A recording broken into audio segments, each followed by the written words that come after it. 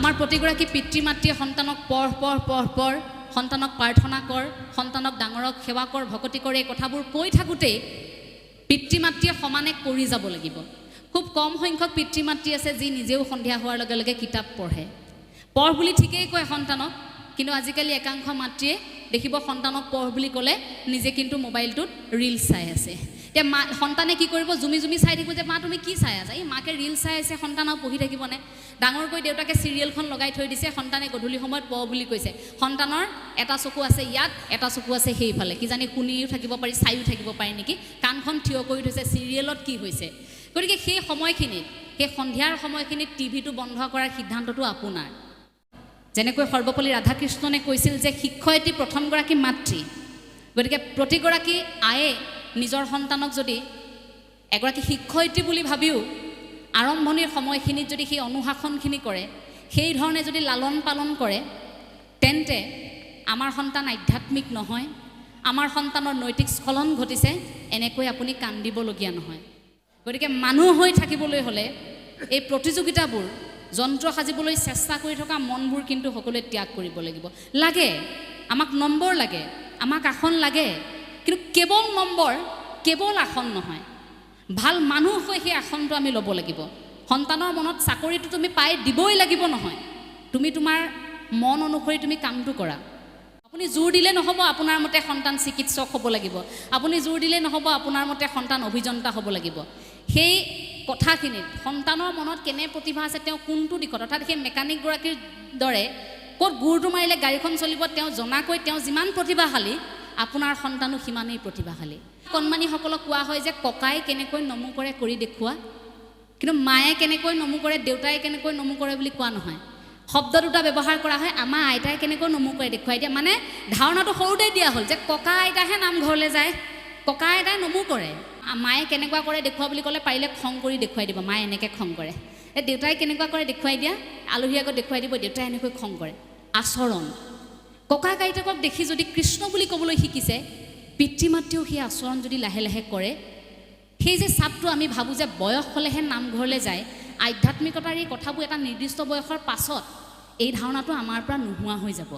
কৃষি কৰ্ম কৰিহে নাম ধৰ্ম, বোলে চাউল কথা তাৰ পাছত খৰি কথা। এই কৃষি কৰ্ম কৰাৰ পাছত আপুনি আপোনাৰ কামখিনি কৰি যাওক। কৰ্ম সংস্কৃতিৰ কথা সেই গুৰুজনাই আমাক শিকাই থৈ গৈছিল। গতিকে আমি সেই কৰ্মমুখী বাটেৰে বাট বুলিব লাগে, সেই কথাটো কিন্তু অনুভৱ কৰোঁ। কাৰণ মৈদামৰ পৰা হয়তো আজি লাচিত বৰফুকনে ক'ব, মই মোমাইক কটা নাছিলোঁ, মই কাটিছিলোঁ অসমীয়া মানুহৰ এলাহক, অসমীয়া মানুহৰ অপৈণতাকহে মই কাটিছিলোঁ।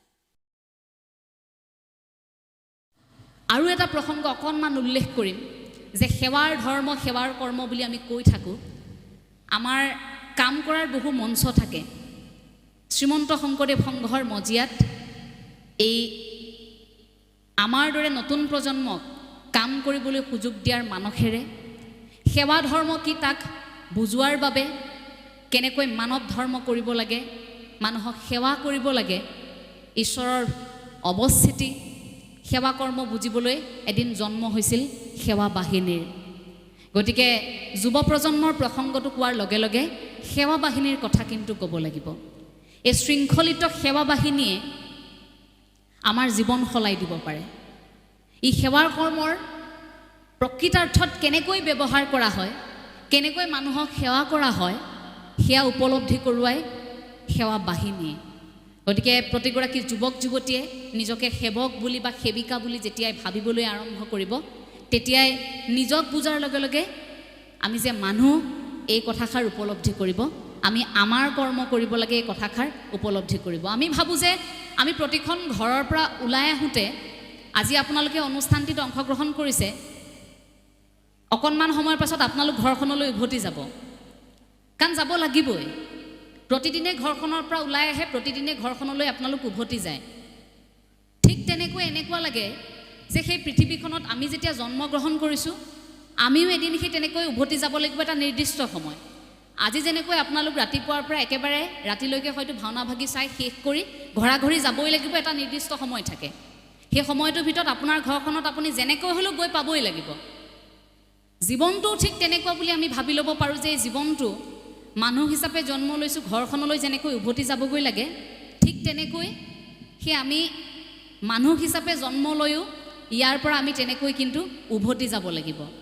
বাহিৰলৈ ওলাই আহোঁতে বজাৰ কৰিবলৈ যেনেকৈ আমাৰ হাতত এখন তালিকা আহে যে আজি এইকেইটা বজাৰ কৰিম, ছাত্ৰ ছাত্ৰীসকলৰ মনত যেনেকৈ কথাবোৰ থাকে যে স্কুলত আজি এইকেইটা কথা শিকিম, আপোনালোকে যেনেকৈ আহিল যে আজি আমাৰ এইখিনি অনুষ্ঠান হ'ব, এইখিনিত অংশগ্ৰহণ কৰিম, সকলোৰে মনত এখন তালিকা থাকে। সেই তালিকাখন আমি ভাবোঁ মনুষ্য জীৱনতো থাকিব লাগে যে মৃত্যুৰ সময়খিনিলৈকে অন্তত এই কামখিনি আমি কৰিম। সেই ঘৰখনলৈ উভতি যাওঁতে যেনেকৈ আপুনি খালী মোনাখন নিব নোৱাৰে, বজাৰকেইটা কৰিয়েই নিব লাগিব, কামকেইটা কৰিয়েই যাব লাগিব, ঠিক তেনেকৈ এই পৃথিৱীৰ পৰা যাওঁতেও আমি খালী হৈ যাব নালাগিব। আমাৰ যিটো উদ্দেশ্য, আমাৰ যিটো লক্ষ্য, আমি ভাবোঁ যে সেইটো আমি এতিয়া পূৰণ কৰাৰ এটা সময়। সেইখিনি আমি যদি পূৰণ কৰি থৈ যাব পাৰোঁ, তেতিয়া অন্তত সেইখিনি আমাৰ উপলব্ধি যে আমি এইখিনি কাম কৰি থৈ আহিলোঁ। আৰু সেইখিনি বুজিবৰ বাবে আটাইতকৈ প্ৰয়োজনীয় আমাৰ মহাপুৰুষীয় আদৰ্শটো। আপুনি মই গৌৰৱ কৰোঁ, সততে টেটুফালি সকলোতে কওঁ যে গুৰুজনা আমাৰ ভূমিত গুৰুজনাৰ জন্ম। মই বিভিন্ন মঞ্চতে এই কথাষাৰ কওঁ, গুৰুজনাই হয়তো কষ্টহে পায় যে গুৰুজনাই অসম ভূমিত জন্ম হ'ল। আজি গুৰুজনা যদি অসমত জন্ম নহ'লহেঁতেন, আপুনি মই আজি বিশ্ব দৰবাৰত জিলিকাম বুলি যেনেকৈ চিঞৰি ফুৰিছোঁ, যদি অন্য ঠাইত গুৰুজনাৰ জন্ম হ'লহেঁতেন, আজিৰ তাৰিখত গুৰুজনা এই সকলোৰে ওপৰত জিলিকি থাকিলহেঁতেন। আমি বুজাবলগীয়া নহ'লহেঁতেন যে শংকৰাচাৰ্য শংকৰদেৱ একেজন নহয়। আমি বুজাবলগীয়া নহ'লহেঁতেন যে চৈতন্যদেৱৰ আদৰ্শটো বেলেগ, গুৰুজনাৰ আদৰ্শটো বেলেগ। শেক্সপিয়াৰ গুৰুজনাতকৈ শ্ৰেষ্ঠ আছিল, শ্ৰেষ্ঠ হয় আৰু ভৱিষ্যতেও শ্ৰেষ্ঠ হৈ থাকিব। সেই কথাবোৰ আমি চিঞৰি এতিয়া ক'বলগীয়া নহ'লহেঁতেন যদি আদৰ্শটো প্ৰতিষ্ঠা কৰাত আমি হেমাহি নকৰিলোহেঁতেন, আমি এলেহুৱা হ'লোঁ ক'ৰবাত। কাৰণ আমাক বহুত কিবা কিবি দি থৈ গ'ল যে।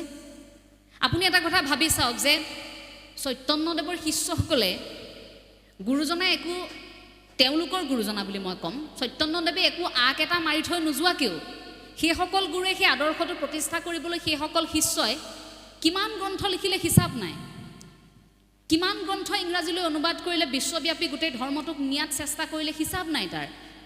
কিন্তু আমাৰ গুৰুজনে আমাক ইমানখিনি দি থৈ যোৱাৰ পাছতো আজিও যেনেধৰণে ইয়াৰ ব্যাখ্যা হ'ব লাগিছিল, যেনেধৰণে ইয়াৰ প্ৰচাৰ প্ৰসাৰ হ'ব লাগিছিল, যেনেধৰণে ইংৰাজীৰ অনুবাদ হ'ব লাগিছিল, যেনেধৰণে আলোচনা হ'ব লাগিছিল, এই আলোচনাবোৰ ক'ৰবাত নহ'ল। সেইবাবে আমি আজি দুখ কৰিবলগীয়া হয় যে বিশ্ব দৰবাৰত জিলিকাই তুলিব লাগিব। এতিয়াও আজি ইমান বছৰৰ পিছতো আমি ক'বলগীয়া হয় বিশ্ব দৰবাৰত জিলিকাই তুলিব লাগিব। বিশ্ব দৰবাৰ এখন ক'ত আছে? আমি কৈ থকা বিশ্ব দৰবাৰখন ক'ত? আপোনাৰ মোৰ ঘৰখনতেই যদি গুৰুজনাৰ আদৰ্শটোত আপুনি মই চলিব পৰা নাই, কিন্তু আমি বাহিৰত গৈ ভাষণ দিছোঁ যে বিশ্ব দৰবাৰত গুৰুজনাৰ আদৰ্শ এতিয়া জিলিকি থাকিব লাগিব। আৰম্ভ হওক ঘৰখনৰ গুৰু আসনৰ পৰা, আৰম্ভ হওক ঘৰখনত গুৰুজনাই দি থৈ যোৱা সেই গুণমালা ভাগিৰ পৰা, আৰম্ভ হওক জ্ঞানৰ জৰিয়তে জাতিটো জিলিকি থাকিব বুলি গুৰুজনাই দি থৈ যোৱা কীৰ্তন ভাগৰ পৰা, আৰম্ভ হওক মহাপুৰুষ শ্ৰী শ্ৰী মাধৱদেৱে আমাৰ হাতত তুলি থৈ যোৱা নামঘোষাৰ পৰা। আমি নামঘোষাৰ জৰিয়তেওতো নিজক বিচাৰিব পাৰোঁ, নামঘোষাৰ জৰিয়তেওতো আমি ঈশ্বৰ প্ৰাপ্তিৰ কথা ভাবিব পাৰোঁ। গতিকে ইমান সুন্দৰকৈ বৈজ্ঞানিক দৃষ্টিভংগীৰ এটা আদৰ্শপূৰ্ণ এই মহাপুৰুষীয় আদৰ্শটো আমাৰ মাজত থাকোঁতেও আমিবোৰ সুখী নহয়। আমি সুখী একেবাৰেই নহয়। সুখী নহয় বুলি মোৰ এইবাবে অনুভৱ হয়, আজিকালি যেতিয়া সামাজিক মাধ্যমটো চাওঁ মই আচৰিত হৈ যাওঁ। সামাজিক মাধ্যমটো খোলাৰ লগে লগে অৰ্থাৎ ফেচবুকটো খুলিলে কেতিয়াবা দেখোঁ ৰাতিপুৱাই ফটো এখন আহিব, বোলে এইখন ফটো 10 জনলৈ শ্বেয়াৰ কৰক, অকণমান দেৰিৰ পিছত আপুনি ভাল খবৰ পাব। অকণমান দেৰিৰ পিছত দেখিব কিবা মূৰ্তি এভাগ পঠিয়াই দিছে ফটো এখন, বোলে 50 জনলৈ হোৱাটছআপ গ্ৰুপত আপুনি শ্বেয়াৰ কৰক, ভাল খবৰ আহিব। তেনেকৈ ভাল খবৰ আহিব বুলি বহি থাকিলে আপোনাৰ বয়সে 80 পাবগৈ, কিন্তু ভাল খবৰ নাহে। লিখি ৰাখক, সঁচাকৈ তেনেকৈ কৰিলে ভাল খবৰ আহে নেকি? বিশ্বাসটো বেলেগ, অন্ধবিশ্বাসটো বেলেগ।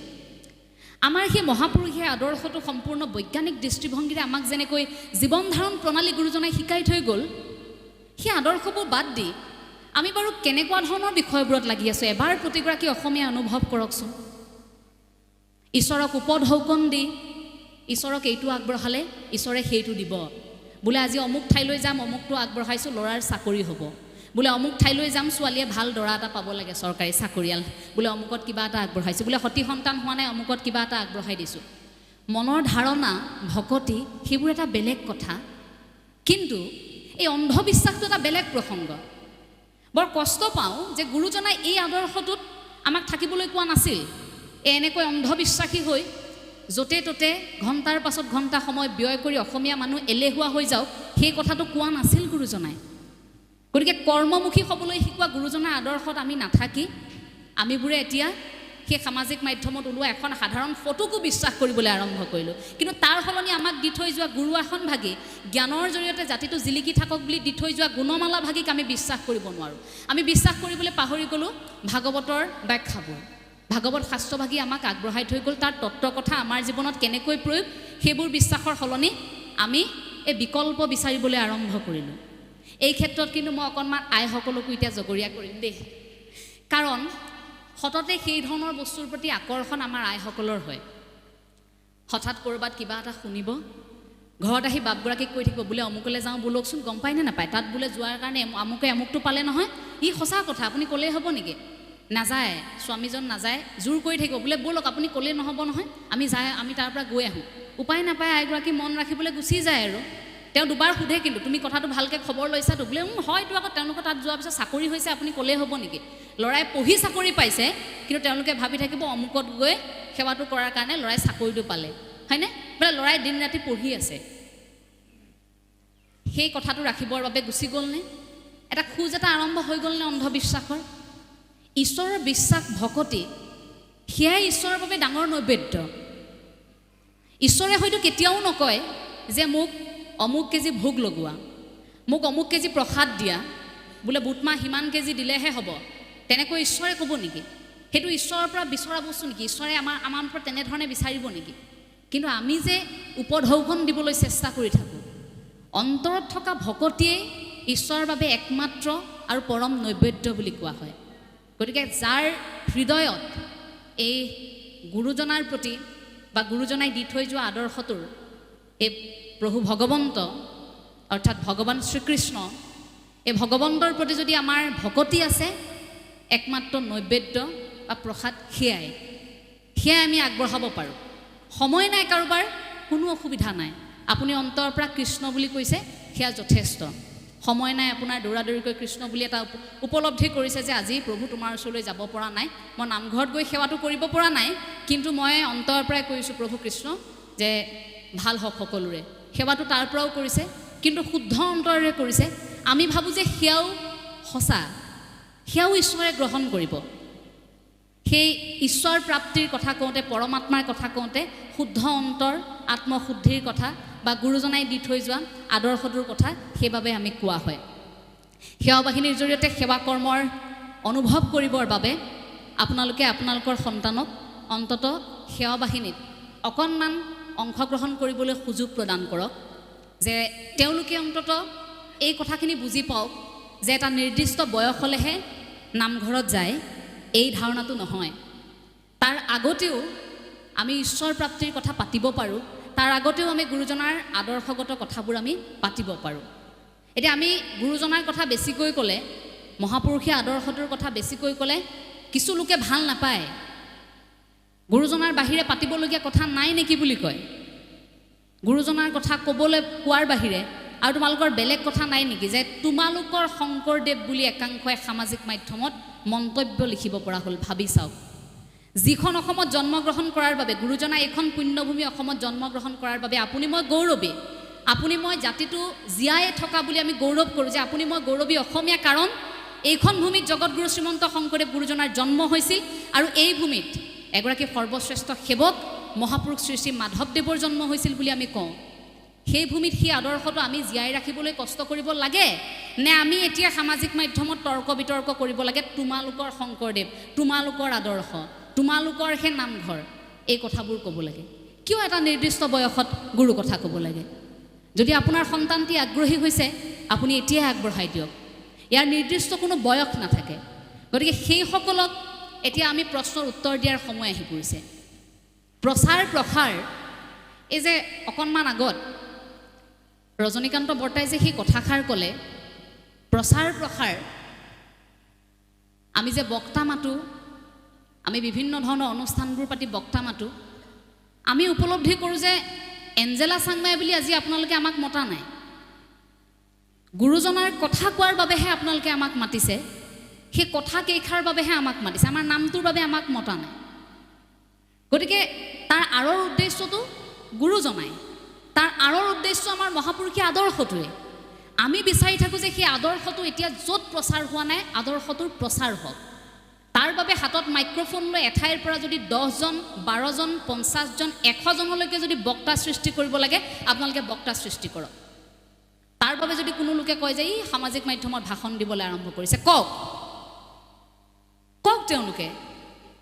তেওঁলোকে পেট পেলাই সামাজিক মাধ্যমত মন্তব্য দি থকাৰ সময়ত আমি গাঁৱৰ নামঘৰত ভাওনা কৰি আছিলোঁ। তেওঁলোকে সামাজিক মাধ্যমত পেট পেলাই আমাক তোমালোকৰ শংকৰদেৱ বুলি কৈ থকাৰ সময়খিনিত আমি বৰগীত শিকিবলৈ আৰম্ভ কৰিছিলোঁ। তেওঁলোকে পেট পেলাই বিচনাত যেতিয়া কমেণ্ট কৰি আছিল আমাক সামাজিক মাধ্যমত যে তোমালোকৰ শংকৰদেৱক তোমালোকে প্ৰতিষ্ঠা কৰিব নোৱাৰিলা বুলি, আমি কণ শিশুসকলক লৈ আমি গুৰু ধৰ্মৰ কথা পাতি আছোঁ, আমি শৰণ লৈছোঁ সেইখিনি সময়ত। গতিকে আমি আমাৰ যে কামখিনি কৰিছোঁ, আমাৰ খোজবোৰত আমি এতিয়া শক্তিশালী হ'ব লাগিব, যাতে সেইসকলৰ মুখবোৰ বন্ধ হয়। কথাবোৰ কেতিয়াবা টান হয় ক'ৰবাত এইবাবেই, এইখিনি মনৰ কথা, আমাৰ খুদুৱাই থকা কথা। ঘৰখনত থকা দেউতাক আপোনাৰ সন্মুখত যেতিয়া কোনোবাই সমালোচনা কৰিলে আপুনি যেনেকৈ সহ্য কৰিব নোৱাৰে, ঠিক তেনেকৈ সেই গুৰুজনাৰ সমালোচনাও আমি সহ্য কৰিব নোৱাৰোঁ। চিধা কথা। সেইটো যদি কোনোৱে বেয়া পায়, তেতিয়াহ'লে আমি এটাই ক'ম যে সেই প্ৰভু, সেইসকল অজ্ঞ, তেওঁলোকক ক্ষমা কৰা। তাৰ বাহিৰে আমাৰ তেখেতসকলক ক'বলগীয়া একো নাই। কিন্তু আমি যুঁজিমেই, আমি কাম কৰিমেই। তাৰ বাবে মহাপুৰুষীয় আদৰ্শটোত কাম কৰিবলৈ আমাক যিখিনি প্ৰয়োজন হ'ব, আমাক দি থৈ যোৱা অৱদানখিনিৰ যিখিনি চৰ্চা কৰিব লাগে, সেইখিনি আমি কৰিম। আমি গুৰুজনাৰ জন্ম কথাৰ পৰা গুৰুজনাৰ বিদায় পৰ্বলৈকে সেই কথাখিনি আমি বহুত পাতিলোঁ। কিন্তু এতিয়া কথা হ'ল যে আমাক যিখিনি দি থৈ গ'ল বৰগীত, আমাক যিবোৰ দি থৈ গ'ল আমাৰ ভাওনা, আমাক যিভাগ দি থৈ গ'ল আটাইতকৈ পবিত্ৰ ঠাই নামঘৰ, এইবোৰ যাতে কলুষিত নহয় কেতিয়াও, যুগান্তৰলৈ অসমীয়া জাতি যেতিয়া জীয়াই থাকিব তেতিয়ালৈকে যাতে এইবোৰ আমাৰ সম্পদ হৈ থাকে, আমাৰ সমাজে বুজি পায়, তেনেকুৱা কাম আমি কৰিব লাগিব। নহ'লে আমাৰ নতুন প্ৰজন্মই আমাক আকৌ হাঁহি থৈ যাব যে তোমালোকৰ সময়ত তোমালোকে মাহ প্ৰসাদ খাই থাকিলা, তোমালোকে সিদ্ধ প্ৰসাদৰ চিন্তা কৰি থাকিলা, তোমালোকে একো কৰি থৈ নগ'লা। তেনেকৈ যাতে আমাক ক'ব নোৱাৰে, তাৰ বাবে আমি সেইখিনি কৰিম বুলি আমি প্ৰতিশ্ৰুতিবদ্ধ। সেইখিনি কাম আমি কৰিব লাগিব। সেইখিনি কাম গ্ৰাম্যাঞ্চলৰ এনে নামঘৰৰ পৰা আৰম্ভ হয়। আজি নিশালৈ আপোনালোকৰ পাৰিজাতখন নাট আছে। সেইটো কিমান ভাল লগা কথা যে আপোনালোকৰ কণমানিসকলে নাটভাগীৰ বিষয়ে শিকিছে, চৰিত্ৰক উপলব্ধি কৰিছে। সেই চৰিত্ৰবোৰ গুৰুজনাই আপোনাৰ মোৰ ব্যক্তিগত জীৱনত খাপ খোৱাকৈ ৰচনা কৰি থৈ গৈছিল। আৰু নাটখনো খুব সুন্দৰ তেওঁলোকে নিৰ্বাচন কৰিছে, পাৰিজাত শৰণ, বিশেষকৈ মহিলাসকলৰ বাবে তেওঁলোকে চাই বৰ ভাল পাব। সেই পাৰিজাতখন নাটভাগীত এই শচী সত্যভামাৰ কাজিয়াখন আপুনি যদি ভালকৈ মন কৰে, এনেকুৱা লাগিব যে আমাৰ চুবুৰীয়া দুগৰাকী খুৰীয়ে যেতিয়া কাজিয়া কৰি থাকে, একেবাৰে তেনেকুৱা কাজিয়াই হয়। সেই যে কাজিয়া, কিবা এটা পোৱাৰ বাবে তাৰণা, তাক নোপোৱাৰ পাছত আকৌ এয়া মোৰ নহয় বুলি স্বীকাৰ কৰালৈকে, ত্যাগ কৰালৈকে, যেনেকৈ ৰুক্মিণীয়ে কৈছিল যে প্ৰথম ফুলপাহ তুমি মোক আনি দিলা, গতিকে দ্বিতীয় ফুলপাহ এতিয়া তুমি যাকেই দিয়া মোৰ ক'বলগীয়া নাই। কিন্তু প্ৰথমবাৰ কৈছিল, হে নাথ সামু তোহাৰ প্ৰথম আপতনি, প্ৰাণনাথ জানি উহি দেৱদুল্য পাৰিজাত সামাক দেহো, অনুৰোধ কৰিছিল। কাৰণ প্ৰথম পত্নী লাগিব, প্ৰয়োজন, লগে লগে দি দিছিল।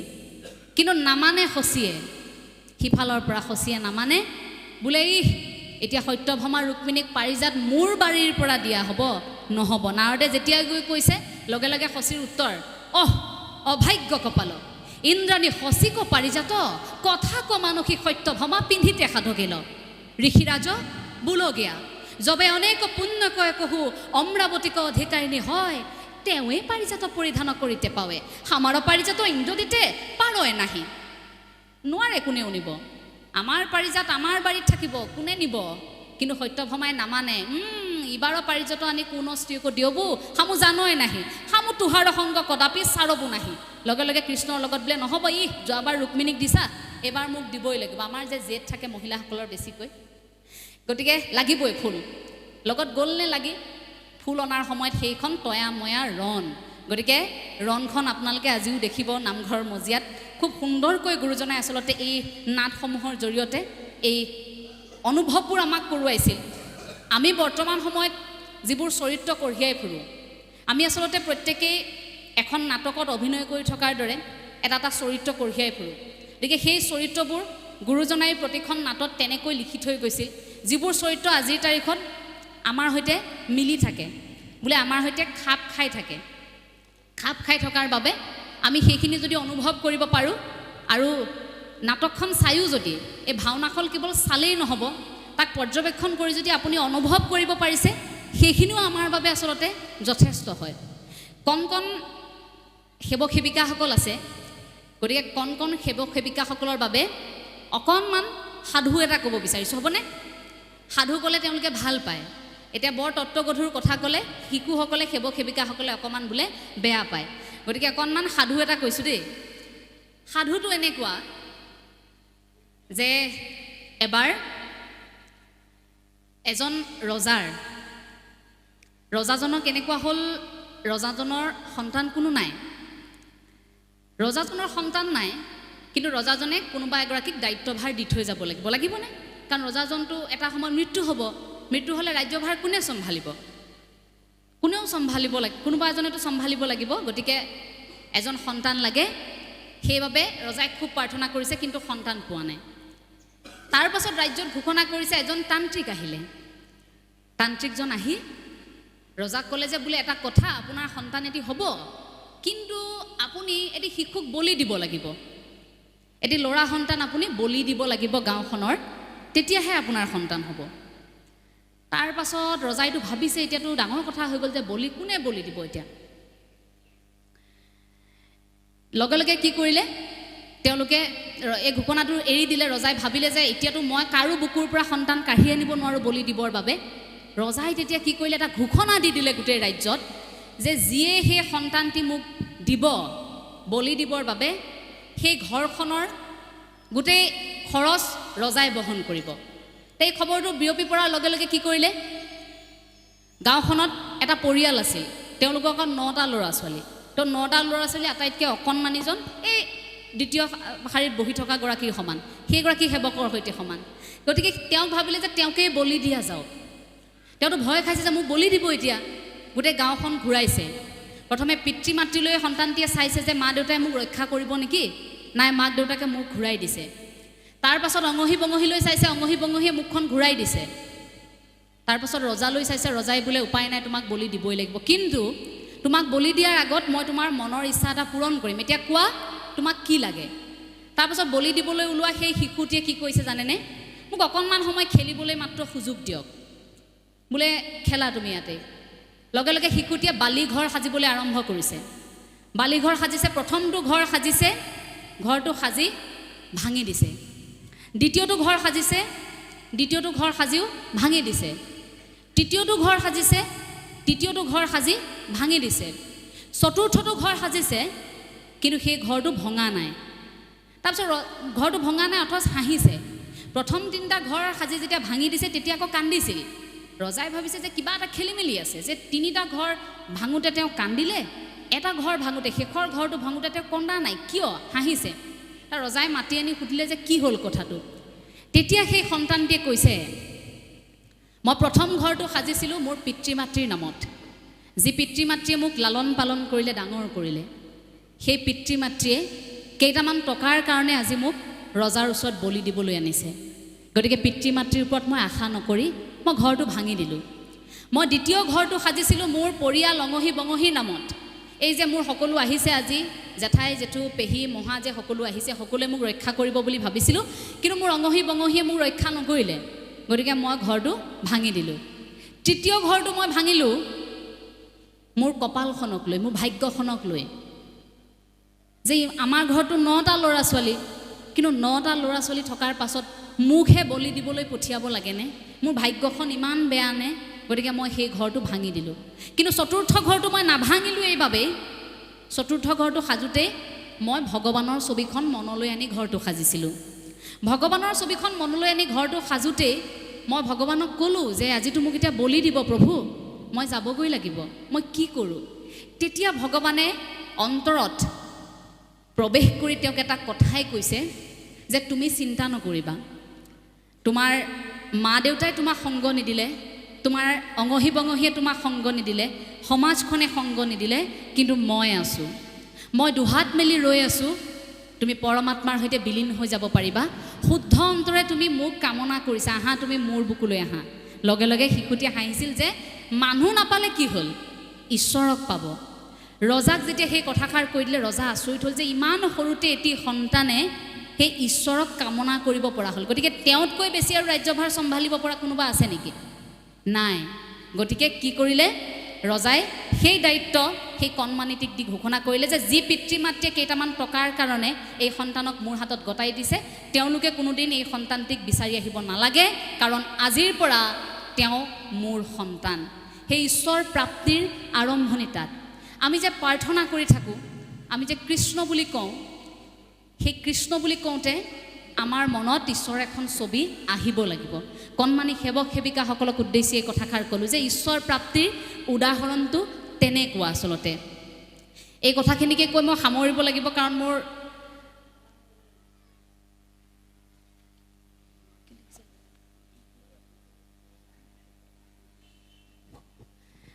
আচলতে আন এটি অনুষ্ঠানো আছে। সেই অনুষ্ঠানটিৰ পৰাও কিছু সংখ্যক লোক বাপাইসকল মোক আগবঢ়াই নিবৰ বাবে তেখেতলোক আহি আছে। সময় যথেষ্ট দীঘলীয়া হৈছে, কাৰণ মই আহি পোৱা পলম হ'ল, তাৰ বাবে মই ক্ষমা বিচাৰিছোঁ। কাৰণ এটা অনুষ্ঠান শেষ কৰি অহাৰ বাবে অকণমান পলম হ'ল, কিন্তু অকণমান আগতীয়াকৈ যদি আহিলোহেঁতেন হয়তো কথাখিনি অকণমান দীঘলীয়াকৈ আলোচনা কৰিব পাৰিলোহেঁতেন। বাৰু যি কি নহওক, আমাৰ পৰামৰ্শ নহয়, আমাৰ এয়া অনুৰোধ। প্ৰতিখন ঘৰৰ পৰা জন্ম হওক আধ্যাত্মিকতাৰ, প্ৰতিখন ঘৰৰ পৰা জন্ম হওক গুৰুজনাৰ আদৰ্শবাদৰ কথা। আমাৰ প্ৰতিগৰাকী পিতৃ মাতৃয়ে সন্তানক পঢ়, সন্তানক প্ৰাৰ্থনা কৰ, সন্তানক ডাঙৰক সেৱা কৰ, ভকতি কৰ, এই কথাবোৰ কৈ থাকোঁতেই পিতৃ মাতৃয়ে সমানে কৰি যাব লাগিব। খুব কম সংখ্যক পিতৃ মাতৃ আছে যি নিজেও সন্ধিয়া হোৱাৰ লগে লগে কিতাপ পঢ়ে। পঢ় বুলি ঠিকেই কয় সন্তানক, কিন্তু আজিকালি একাংশ মাতৃয়ে দেখিব সন্তানক পঢ় বুলি ক'লে নিজে কিন্তু মোবাইলটোত ৰিলছ চাই আছে। এতিয়া সন্তানে কি কৰিব? জুমি জুমি চাই থাকিব যে মা তুমি কি চাই আছা? এই মাকে ৰিল চাই আছে, সন্তানক পঢ়ি থাকিবনে? ডাঙৰকৈ দেউতাকে চিৰিয়েলখন লগাই থৈ দিছে, সন্তানে গধূলি সময়ত পঢ় বুলি কৈছে। সন্তানৰ এটা চকু আছে ইয়াত, এটা চকু আছে সেইফালে, কিজানি শুনিও থাকিব পাৰি, চাইও থাকিব পাৰি নেকি, কাণখন থিয় কৰি থৈছে চিৰিয়েলত কি হৈছে। গতিকে সেই সময়খিনিত, সেই সন্ধিয়াৰ সময়খিনিত টিভিটো বন্ধ কৰাৰ সিদ্ধান্তটো আপোনাৰ। এটা সৰু কথা, সামান্য এটা কাম, সেইখিনি সময়ত যদি চিৰিয়েলৰ সেই খণ্ডটো নাচায় আপোনাৰ একো নাযায়। পিছদিনা সন্তান নথকাৰ সময়ত সেই খণ্ডটো আপুনি চাব পাৰিব। কিন্তু সেইখিনি সময়ত আপুনি সন্তানৰ সন্মুখত কাষতে বহি যদি আপুনিও এখন গ্ৰন্থ, আপোনাৰ প্ৰিয় উপন্যাস এখনকে উলিয়াই লয়, আপুনি ভাল লগা কিবা এখন গ্ৰন্থ হাতত লৈছে, পঢ়ি আছে, তেতিয়া আপোনাৰ সন্তানেও দেখিব যে মা দেউতাই পঢ়ি আছে, গতিকে আমিও পঢ়োঁ। মা দেউতাই সেৱা কৰিছে, আমিও সেৱা কৰোঁ। কিয় আমাৰ কণমানিসকলক কোৱা হয় যে ককাই কেনেকৈ নমু কৰে কৰি দেখুওৱা, কিন্তু মায়ে কেনেকৈ নমু কৰে, দেউতাই কেনেকৈ নমু কৰে বুলি কোৱা নহয়। শব্দ দুটা ব্যৱহাৰ কৰা হয়, আমাৰ আইতাই কেনেকৈ নমু কৰে দেখুৱাই দিয়া। মানে ধাৰণাটো সৰুতেই দিয়া হ'ল যে ককা আইতাহে নামঘৰলৈ যায়, ককা আইতাই নমু কৰে। বুজি পাইছে কথাটো? তেনেকুৱা ধৰণৰ যেন আমি কৰোঁ। আমাকো কৈছিল আইতাই কেনেকৈ নমু কৰে, লগে লগে সন্তানে দেখুৱাই দিয়ে আইতাই এনেকৈ নমু কৰে। গতিকে আমি ভাবি ল'লোঁ নে মায়ে কেনেকুৱা কৰে দেখুওৱা বুলি ক'লে পাৰিলে খং কৰি দেখুৱাই দিব, মায়ে এনেকৈ খং কৰে। এই দেউতাই কেনেকুৱা কৰে দেখুৱাই দিয়া, আলহী আগত দেখুৱাই দিব, দেউতাই এনেকৈ খং কৰে।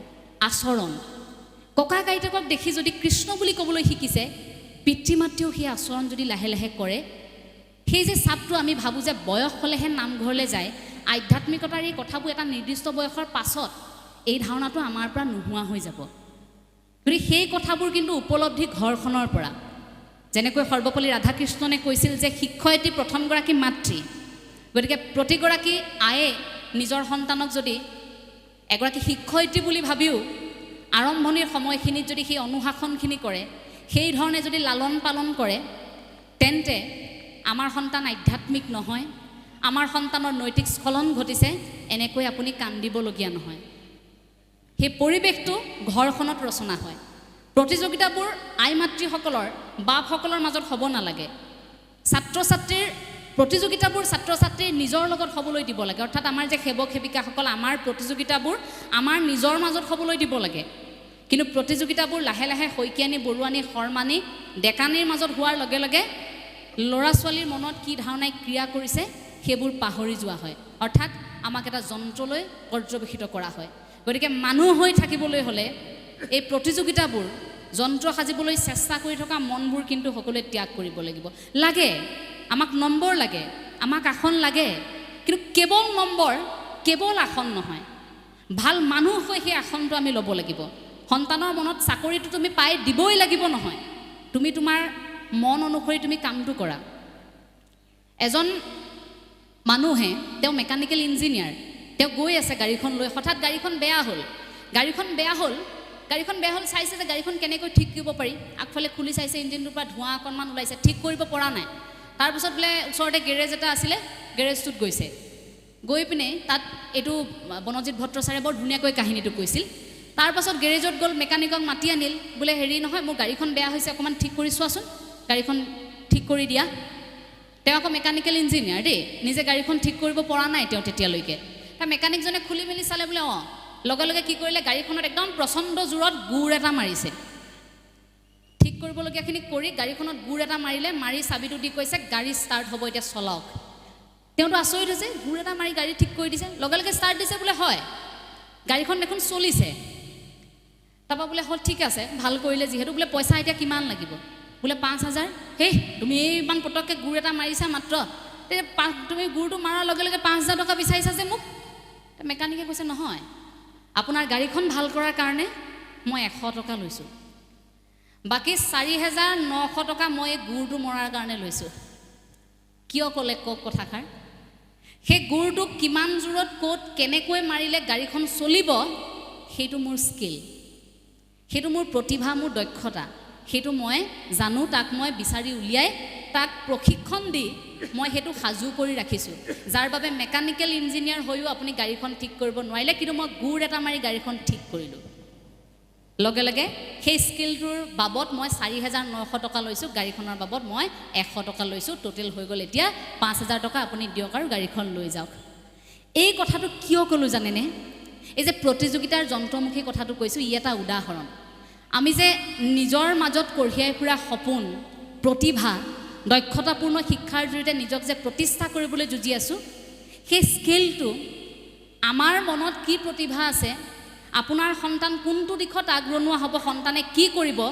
সেই স্কিল ডেভেলপমেণ্ট সেই কথাখিনি বৃত্তিমুখী শিক্ষা সেই সন্তানক আপুনি সৰুৰ পৰা তেনেকৈ শিকাব লাগিব আপুনি জোৰ দিলে নহ'ব আপোনাৰ মতে সন্তান চিকিৎসক হ'ব লাগিব আপুনি জোৰ দিলে নহ'ব আপোনাৰ মতে সন্তান অভিযন্তা হ'ব লাগিব সেই কথাখিনিত সন্তানৰ মনত কেনে প্ৰতিভা আছে তেওঁ কোনটো দিশত অৰ্থাৎ সেই মেকানিকগৰাকীৰ দৰে ক'ত গুৰটো মাৰিলে গাড়ীখন চলিব তেওঁ জনাকৈ তেওঁ যিমান প্ৰতিভাশালী আপোনাৰ সন্তানো সিমানেই প্ৰতিভাশালী প্ৰতিগৰাকী সন্তানৰ মাজত তেনে সম্ভাৱনা আছে এই সমাজখনে পিতৃ মাতৃয়ে সেই প্ৰতিভাক এতিয়া উলিয়াই আনিব লাগিব যাতে আমাৰ সন্তানে কেতিয়াও ৰৈ ভাবিবলগীয়া নহয় যে মোক এতিয়া সমাজে হাঁহিব মোৰ এতিয়া আৰু কাম কৰিবলগীয়া নাই মই নোৱাৰিম নেকি এই চিন্তাটো যাতে নাহে কাৰণ গুৰুজনাৰ আদৰ্শত কৰ্মমুখী আন্দোলনৰ কথা থাকে গুৰুজনাই মাহ প্ৰসাদ খাবলৈ অসমীয়া মানুহক অকল শিকাই থৈ যোৱা নাই কৰ্ম সংস্কৃতিৰ কথা কৈ থৈ গৈছিল যাৰ বাবে এফালে যদি আমাক ভাওনাৰ জৰিয়তে সেই গানিকা প্ৰদৰ্শন কৰোঁতে খোলটো কান্ধত ল'বলৈ শিকাইছিল সেই খোলটো সাজিবৰ বাবে আকৌ গাঁওখনত আন একাংশ সাজু কৰিছিল সেয়া বৃত্তিমুখী শিক্ষা তালযোৰ সাজিবলৈ সাজু কৰিছিল শিকাইছিল কাৰণ সেয়া বৃত্তিমুখী শিক্ষা গতিকে বৃত্তিমুখী শিক্ষা সেই গুৰুজনাৰ তেতিয়াৰ পৰাই আৰম্ভ হৈছিল কৃষি কৰ্ম কৰিহে নাম ধৰ্ম বোলে চাউল কথা তাৰ পাছত খৰি কথা এই কৃষি কৰ্ম কৰাৰ পাছত আপুনি আপোনাৰ কামখিনি কৰি যাওক কৰ্ম সংস্কৃতিৰ কথা সেই গুৰুজনাই আমাক শিকাই থৈ গৈছিল গতিকে আমি সেই কৰ্মমুখী বাটেৰে বাট বুলিব লাগে সেই কথাটো কিন্তু অনুভৱ কৰোঁ আমি যদি সেই কৰ্মমুখী বাটেৰে বাট নুবুলো তেতিয়া হয়তো কষ্ট পাব লাচিত বৰফুকনে কাৰণ মৈদামৰ পৰা হয়তো আজি লাচিত বৰফুকনে ক'ব মই মোমাইক কটা নাছিলোঁ মই কাটিছিলোঁ অসমীয়া মানুহৰ এলাহক অসমীয়া মানুহৰ অপৈণতাকহে মই কাটিছিলোঁ মই মোমাইক কটা নাছিলোঁ